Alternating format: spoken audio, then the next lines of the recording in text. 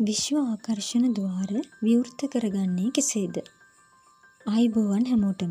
අද අපි කතා කරන්න යන්නේ හරිම රසවත් මාතෘකාවක් ගැන. විශ්වයේ තියෙන අසීමිත හැකියාවන් අපේ ජීවිතවලට ආකර්ෂණය කරගන්නේ කොහොමද? ඒ සඳහා විශ්ව ආකර්ෂණ ద్వාර විවෘත කරගන්නේ කොහොමද කියලා අපි අද බලමු. වීඩියෝ එකට යන්න කලින් පුංචි මතක් කිරීමක් කරනවා. අපිව සබ්ස්ක්‍රයිබ් කරලා නැත්නම් දැන්ම සබ්ස්ක්‍රයිබ් කරන්න කියලා. එහෙනම් අපි යමු වීඩියෝ එකට.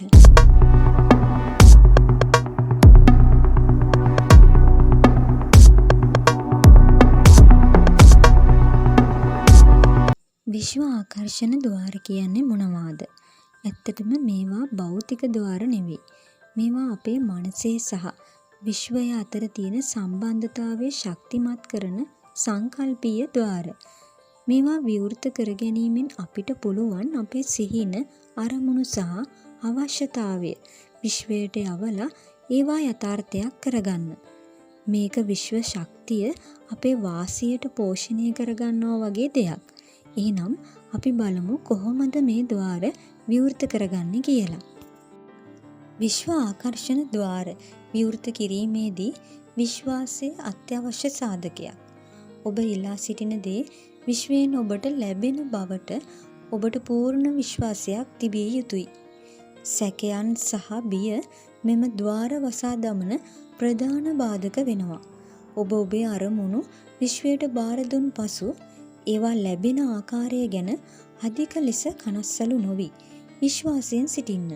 හරියට ඔබ ඕඩර් එකක් දාලා ඒ ඕඩර් කරපු භාණ්ඩය ලැබෙන තුරු බලා සිටිනවා සේම විශ්වයද ඔබේ ඕඩර් එකට ප්‍රතිචාර දක්වනවා.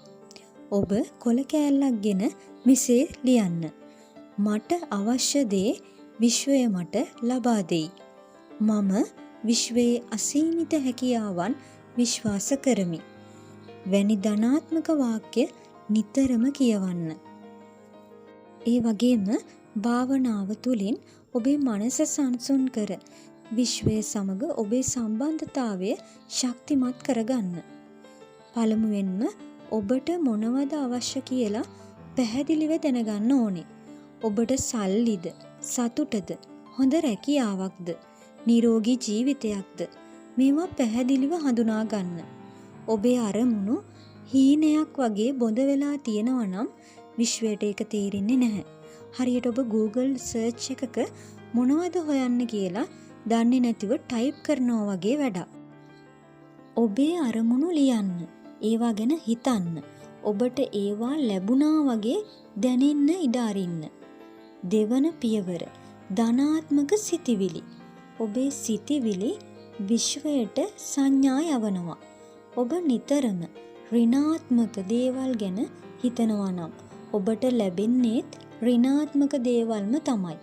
විශ්ව ආකර්ෂණ නීතියට අනුව ක්‍රියා කරනවා. ඔබ යමක් ගැන නිතරම දුක් වෙනවා නම් ඔබට තව තවත් දුක් වීමට හේතු ලැබෙනවා. ඒ නිසා ධනාත්මකව හිතන්න පුරුදු වෙන්න. උදාහරණයක් විදිහට මට මේක කරන්න බෑ. වෙනුවට මට මේක කරන්න පුළුවන් කියලා හිතන්න. කෘතඥ වෙන දේවල් ගැන සිතන්න. තෙවන පියවර දුෂ්‍යකරණය. ඔබට අවශ්‍ය දේ ලැබුණා වගේ මවා ගන්න. ඔබට හොඳ රැකියාවක් ඕන නම් ඔබ ඒ රැකියාව කරනවා කියලා, එහිදී සතුටින් ඉන්නවා කියලා මවා ගන්න. මේක හරියට විශ්වයට සැලැස්මක් දෙනවා වගේ වැඩක්. උදාහරණයක් විදියට දිනපතා මිනිත්තු කිහිපයක් ඔබේ අරමුණ ලැබුණා වගේ මවා ගන්න. හැඟීම් සමගින් මවා ගන්න. හතරවන පියවර කෘතවේදීත්වය.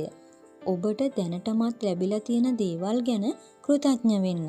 ඔබ කෘතඥ වෙන තරමට විශ්වය ඔබට තවත් දේවල් ලබා දෙනවා. මේ විශ්ව ආකර්ෂණ ద్వාර විවෘත කිරීමේ ඊටාම බලගතු පියවරක්. උදාහරණයක් විදිහට දිනපතා ඔබ කෘතඥ වන දේවල් 10ක් ලියන්න. ඒවාට ස්තුති කරන්න. පස්වන පියවර ක්‍රියාවට නැගීම. විශ්වය ඔබට අවශ්‍ය දේ ගෙනත් දෙන්නේ නිකම්ම නෙවෙයි. ඔබත් ඒ සඳහා යම් ක්‍රියාමාර්ගයක් ගන්නම ඕනේ. ඔබට හොඳ රැකියාවක් ඕන නම් ඒ සඳහා එල්ලුම් කරන්න. සම්මුඛ පරීක්ෂණවලට යන්න. උදාහරණ විදිහට ඔබේ අරමුණු කරා යන්න කුඩා පියවරෙන් පවා පටන් ගන්න. විශ්වාසයෙන් යුතුව ක්‍රියා කරන්න. ඉතින් යාළුවනේ මේ පියවර ටික පිළිපැදීමෙන් ඔබට විශ්ව ආකර්ෂණ ద్వාර විවෘත කරගෙන ඔබේ ජීවිතය ඔබට අවශ්‍ය ආකාරයට වෙනස් කරගන්න පුළුවන්.